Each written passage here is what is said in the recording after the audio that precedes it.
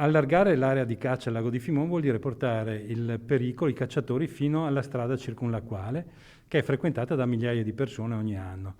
E ci sembra una cosa veramente fuori senso, cioè che fuori da qualsiasi logica. Perché? Perché chi va al lago di Fimone va per stare in pace, tranquillo, passeggiare in un ambito di elevatissimo valore ambientale. Il sindaco di Arcugnano non ha mezzi termini. Estendere l'area di caccia fino alle rive del lago di Fimone è una questione fuori discussione. Eppure la cosa è oggetto proprio di discussione oggi sul tavolo della Regione Veneto, dove è iniziato il confronto per definire il nuovo piano regionale faunistico venatorio. Arcugnano ha sempre promosso campagne di tutela e valorizzazione non solo del lago stesso di Fimone, ma di tutta l'area circostante. Non solo, l'amministrazione comunale si dice contraria alla contrazione dell'attuale zona protetta, ma anzi, con il mantenimento della zona della Fontega già prevista nel piano, ipotizza il collegamento dell'area tutelata alla valletta del Silenzio a ridosso di Monteberico. Discutere qui, in queste zone di innegabile pregio ambientale, di riduzione di aree protette,